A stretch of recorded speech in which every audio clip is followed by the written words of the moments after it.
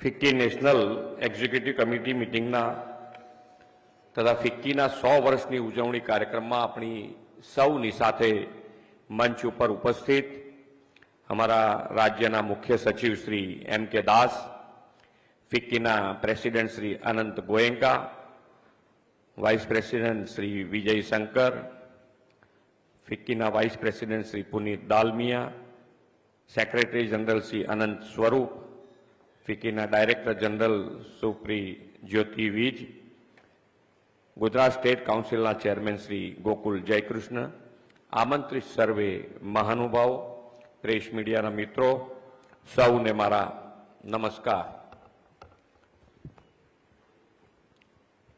ગુજરાત અને ગુજરાતી તો આવડતું હશે ને બધાને, નહીં તો લોચો ના પડે એમ કે હું અહીંયાથી બોલું ને તમે સામે શાંતિથી. ના, રિસ્પોન્સ આવ્યો એટલે ખ્યાલ આવ્યો કે બહુ વાંધો નથી આવ્યો.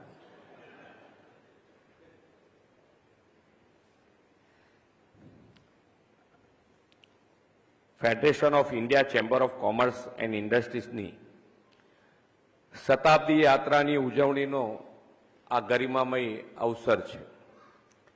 વિશ્વ નેતા અને યશસ્વી વડાપ્રધાન શ્રી નરેન્દ્રભાઈ મોદીના નેતૃત્વમાં આપણે આઝાદીની શતાબ્દી ઉજવવા તરફ ઝડપભેર આગળ વધી રહ્યા છીએ. 2047માં આઝાદીની શતાબ્દી ઉજવાય ત્યાં સુધીના આ સમયને આદરણીય વડાપ્રધાન શ્રી અમૃતકાળ કહ્યો છે. દેશના સૌથી જૂના, પ્રતિષ્ઠિત અને પ્રભાવશાળી ઉદ્યોગ મંચ ફિક્કી માટે આ અમૃતકાળ અને 100 વર્ષની ઉજવણી એ ડબલ બોનાન્ઝા છે. શ્રી મોદી સાહેબે આત્મનિર્ભર ભારતનું જે વિઝન આપ્યું છે તેમાં પણ ફિક્કીનું મહત્વનું યોગદાન રહેશે. પાછલા દશકમાં digital Bharat, make in India, startup India, skill India જેવા નવતર ઇનિશિયેટિવ્સ લીધા.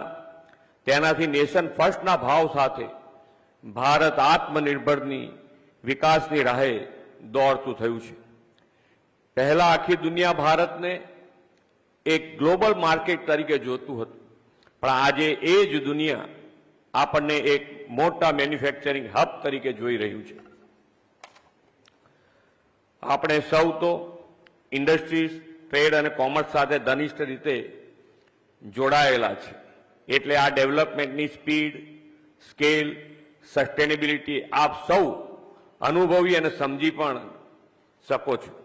એક વિઝનરી લીડરશીપ અને વેલ પ્લાન ડેવલપમેન્ટ માટેનું કમિટમેન્ટ હોય તો સ્થિતિ કેવી રીતે બદલી શકાય તે ગુજરાતે 2.5 દાયકાથી દેશને બતાવ્યું છે. ગુજરાત દેશના જીડીપીમાં 8.3, નેશનલ ઇન્ડસ્ટ્રીયલ આઉટપુટમાં 18%, એક્સપોર્ટમાં 27%ના ફાળા સાથે ઇન્ડસ્ટ્રીયલ એક્સેલન્સ અને ઇનોવેશન અને ગ્લોબલ ઇન્ટિગ્રેશનમાં અગ્રેસર રાજ્ય છે. વડાપ્રધાનશ્રીના વિકસિત ભારતના નિર્માણના સંકલ્પની સિદ્ધિ માટે અર્નિંગ વેલ, લિવિંગ વેલના મંત્ર સાથે વિકસિત ગુજરાત 2047નો રોડમેપ તૈયાર કરનારું ગુજરાત દેશનું પહેલું રાજ્ય છે. આ રોડમેપ મુજબ 2047 સુધીમાં રાજ્યના અર્થતંત્રને $3.5 ટ્રિલિયન સુધી લઈ જવાનું આપણું લક્ષ્ય છે. આ લક્ષ્ય સિદ્ધ કરવા માટે રાજ્ય સરકારે ઇમર્જિંગ સેક્ટર અને ગ્રીન ગ્રોથ ઉપર ખાસ ફોકસ કર્યું છે.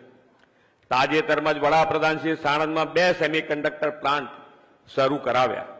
આ પ્લાન્ટ શરૂ થતા આપણે હવે ગ્લોબલ સેમિકન્ડક્ટર સપ્લાય ચેનનો મહત્વનો હિસ્સો બનવાના છીએ. ગિફ્ટ સિટીમાં શરૂ થયેલું AI centre of excellence, data centre અને ફિનટેક્સ પણ ગુજરાતને રાઇઝિંગ સેક્ટરમાં અગ્રેસર બનાવશે.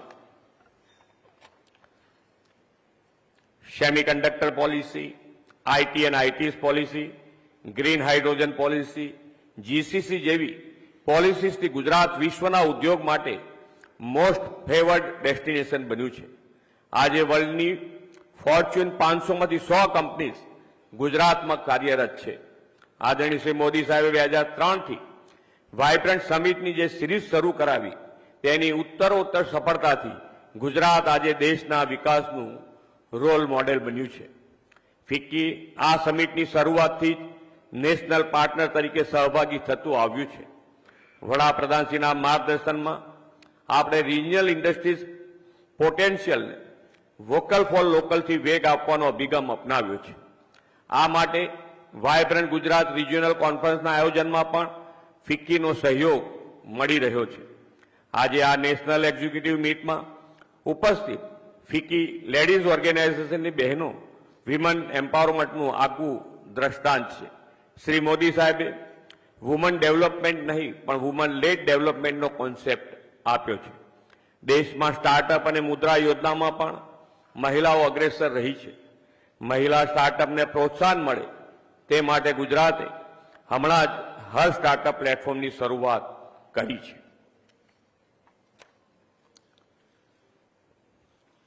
વડાપ્રધાનશ્રીનો તો કાર્ય મંત્ર જ છે સૌનો સાથ, સૌનો વિકાસ, સૌનો વિશ્વાસ અને સૌનો પ્રયાસ.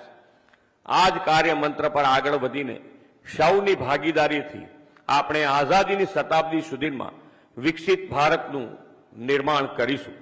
વિકસિત ભારત માટે વિકસિત ગુજરાત બનાવવામાં ફિક્કી હંમેશા સક્રિય સહયોગ આપતું રહેશે એવા વિશ્વાસ સાથે વિરમું છું. ભારત માતા કી જય. વંદે માતરમ. જય જય ગરવી ગુજરાત.